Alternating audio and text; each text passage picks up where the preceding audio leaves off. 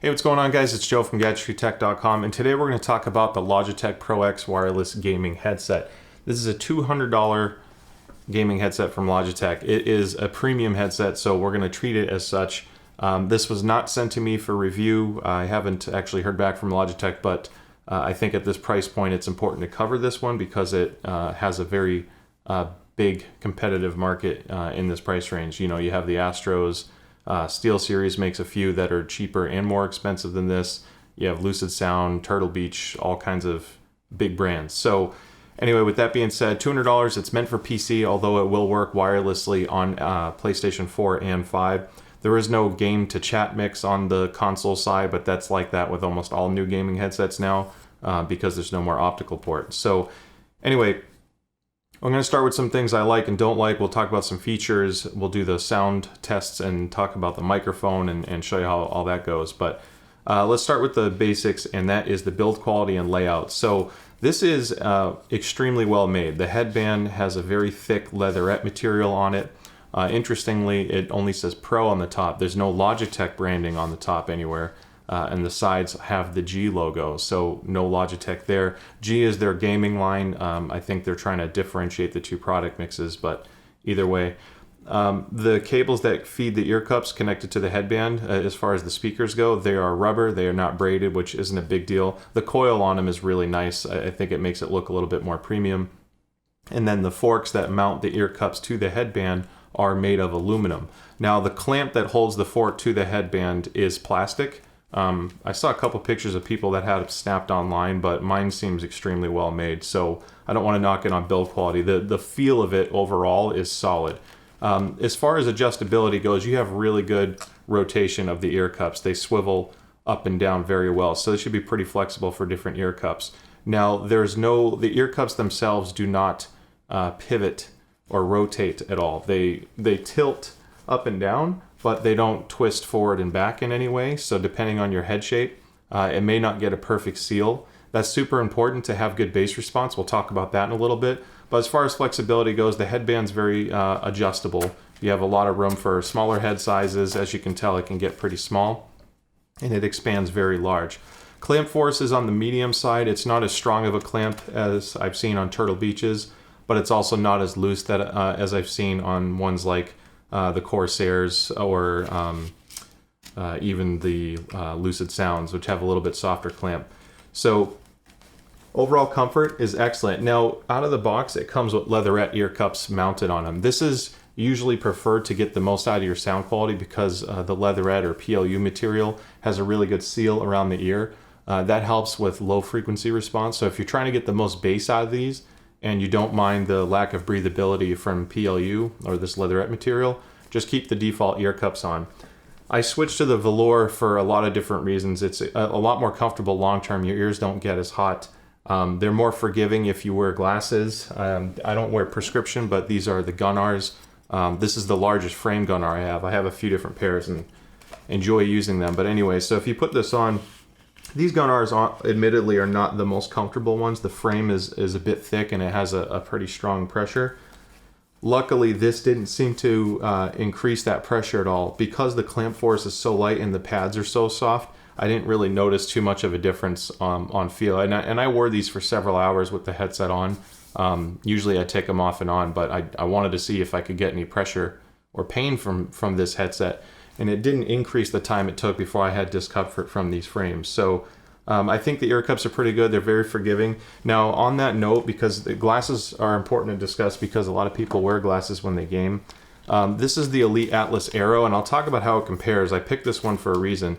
This has removable ear cups also. Doesn't come with extras, but there's a little pull tab that kinks the ear cup in to create a pocket. So if you wear glasses and you want something that's going to give you the most extreme long-term comfort, even though this is an older headset, this is a little bit better suited. Now, the velour padding, if you will, this cloth material is the better of the two for glasses. The leatherettes are a little bit less forgiving, so you'll have a little bit more pressure there. That covers the comfort. Honestly, it feels really good. Long-term sessions, once you get this set up just right, even though the ear cups don't rotate in and out, I found that this is extremely comfortable for long gaming sessions. I love this material. This is what Astro uses on the A40s and 50s, and for long sessions, it's incredible. So going by the layout and what you get in the box. So this gives you, it's a physical mechanical switch, if you will. This is a tactile button press, and that turns your microphone on and off. You will hear a beep in the headset, which is nice. So in addition to feeling it with your finger, if it's sticking out, it's muted. If it's pressed in, the mic is hot. You'll also hear that tone to help you know if you're muted or not. There's no LED indicator on the mic or anything else that tells you you're muted, but at least you have a couple ways there. Now there's a really nice volume rocker. The feel of it honestly is really high quality, and it's important to note because this is a $200 headphone. I think the build is great even on that. Power switch. This concerned me because it's a physical switch. When it's slid up, you see a little blue underneath, and when it's down, it's red. You'll see that change in the background. So even though the switch is a physical switch, it's still auto shutoffs. And interestingly, this is the only headset I've seen where you can change the auto shutoff feature so far that I've tested. You can set it anywhere from 5 to 30 minutes. So if there's no audio going through it, it'll eventually turn itself off and save the battery power. Then you get a USB port and a detachable mic. Now this mic is licensed by Blue, which makes the infamous Yeti microphone. So if you're a gamer or watch a lot of streamers, that should sound familiar. We'll talk about the mic quality soon, but overall the packaging's great. You know, $200, really good build quality, great comfort. Even though the adjustability is somewhat limited, I found it to be very comfortable. I like the detachable mic and the interface.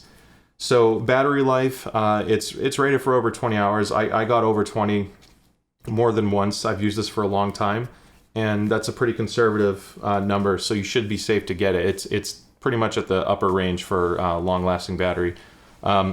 It does not come with a replacement battery or an extra battery like the SteelSeries Arctis Pro. However, this is $130 less than that. Now, the USB charge cable, it does come with a long USB charge cable in the box. This does not do the signal. This is just for charging. So you can listen to it and use the headset at the same time it's plugged into your computer. However, the headset's configured for power only. You'll still need to use the USB transmitter. Also included in the box is this nice little carrying case. It actually has a little bit of padding to it. It's not like a soft cloth. So this should do a pretty decent job of protecting it from scratches or, you know, minor impacts. It's not a hard case, but I like that it's that flexible and versatile.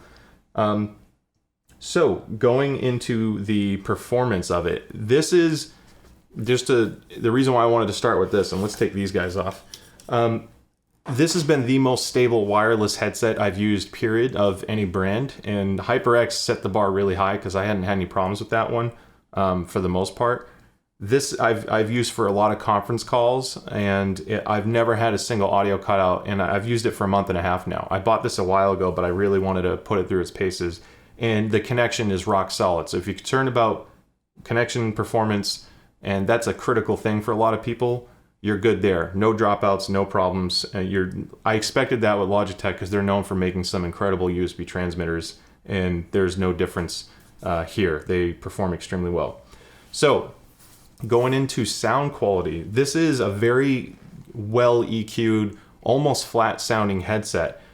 Not really to a fault because you can customize a lot in the software, but I found that the way this EQ profile is, it doesn't really have any fatigue to it, meaning that if you're listening to it at louder volumes for long periods of time, it should still be very comfortable to where your ears won't be hurting as much. Some headphones can be a bit sharp for gaming because you want to hear details more and footsteps.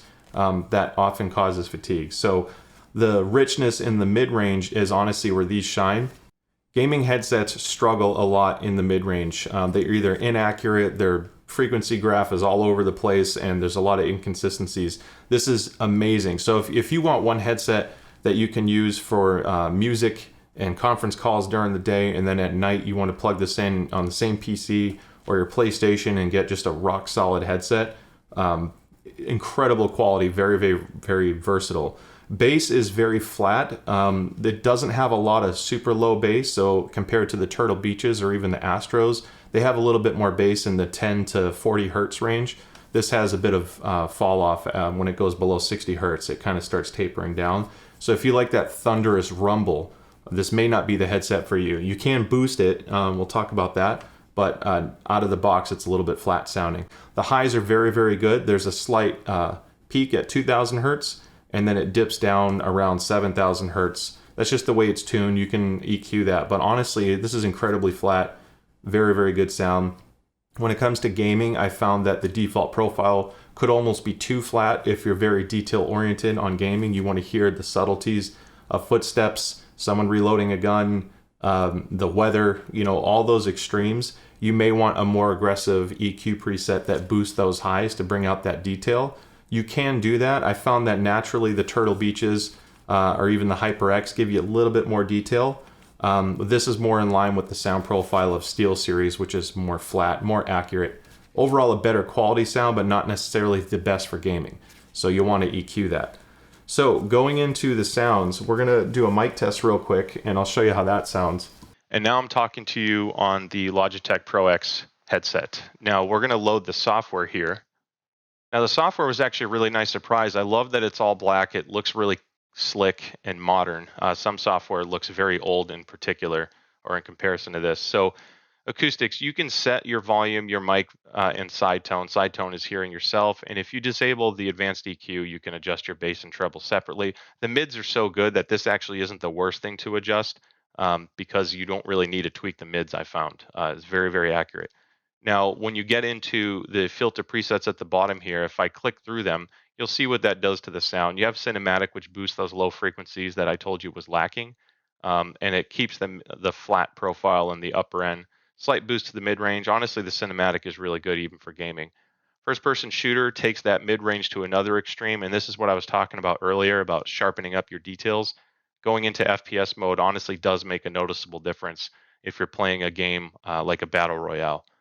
Now, I'm going to go into the surround sound. I want to touch on this briefly. This, just to be straight up with you guys, the DTS virtual option is the worst virtualization configuration I've seen on a gaming headset. Everything else about this headset is incredible, but do not buy this if you're into the DTS virtual sound. I don't think the processing is good at all. And if you buy these, I strongly suggest trying it out to see what I'm talking about because it is noticeably poor on sound quality. You lose a ton of detail and lower sounds are very, very muddy, almost as if an explosion happened in real life and your ears are ringing, or you're on an airplane and your ears popped. This is kind of like that effect. You lose so much detail. So leave it off and tune your EQ profile to get the best sound quality you can possibly get. Now, the big surprise with this headset was the microphone software. And honestly, this is the best microphone software I've seen on any gaming headset that I've used, or any mic for that matter. Obviously, the Elgato Wave has some good adjustments, but this is incredibly easy to use, very, very intuitive, and everything tells you what they do.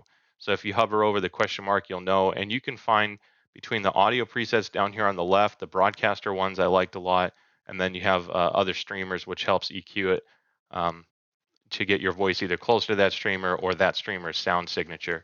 Either way, anything you click on as a profile, you can modify independently. And then if I turn off advanced controls, I can just focus on low, mids, and highs. All the other stuff will help if you're concerned with distortion when yelling or if you talk quietly and then loud. This helps do a good job of reining that in.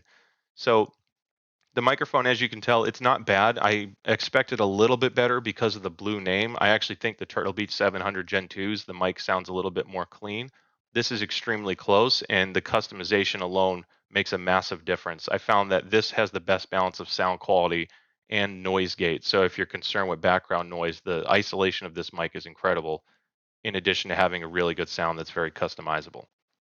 Now I'm pulling this up. This is the Peace equalizer. It's Peter's Equalizer APO configuration extension, or Peace. It's basically an open source add-on to the Equalizer APO, which is open source as well. It allows you to tweak the sound profile of any device on your computer. Normally, I don't use this too much unless I have to. And the reason why I brought this up is because the only thing I can fault this headset for is the overall gain is a little bit on the conservative side. What that means is you may find that the overall output could be lacking. Some people have complained about the sound output being too soft or too low. It depends on your source, but I have found the same thing, which is why I messed with this.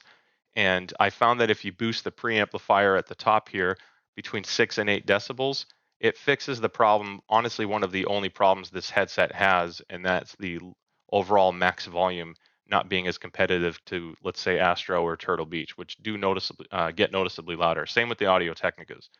So I wanted to just throw this out there real quick. If you want these and you found that they're too quiet, this is the only tweak you really have to do, in my opinion. You get this piece add-on. I'll put a link in the description. Boost the preamp. You can mess with the EQ here if you want, which is what I showed you. I have done, but honestly, the EQ built into the software from the G Suite program does a really good job of adjusting all the controls on the headphone. One other thing I want to point out, the only interesting sound issue I had with this is from 20 hertz to 90 hertz. If there's a long drawn out bass note, just a rumble, let's say, you hear a little bit of baffle noise from the speaker. It's almost like the cloth is too loose and it's flapping around from the drivers moving. It's noticeable even at mid volume. So there's the only inconsistencies when it comes to audio is there's a slight hiss that happens at all time because I don't think the DAC is the best. Basically the digital processor inside I think is a little noisy. Again, it's not a terrible. It's comparable to other gaming headsets in this price range, but just to nitpick, a little bit noisy on the DAC side with that faint hiss, even if your microphone is muted. And from 20 to 90 hertz, if there's a long rumble, you will hear a little bit of baffle noise coming out of the driver. Aside from that, everything else is great. All right, guys, so that wraps it up. Now, I found that this is a better everyday headset than I expected, just because it's rare that a gaming headset does so well for music listening. It's very, very smooth. Honestly, the best balance of imaging, sound production, and gaming performance I've come across so far in this price range. Wireless connection is great. Again, the only downside is the overall volume is a little bit lower than I expected at this price point. When you compare it to ones like the Audio-Technica ATH-G1WLs, those are $250. They have no software. It's just plug and play. They have an excellent microphone, picks up some background noise, but really good headset, more of a V shape, so it has noticeably more bass than the Logitech's, and the highs can be a little sharp. So if you're concerned with ear fatigue or loud volume, the Audio-Technicas are a little bright. You have to dull it down with that piece program I showed you earlier. But in this price point, I have a hard time seeing why you would go with the Astro A50s over this, because especially for PC, the advantage that the Astros had on PlayStation are basically gone now because the new consoles don't use an optical port anymore. That's a whole nother discussion. But for PC, this is so adjustable on the software. You get an excellent microphone. There's no bass to worry about, so your desk looks really clean. Just get a stand. And at $200, this is $100 cheaper than the Astros and comes with two ear cups. The A40 or the A50, sorry.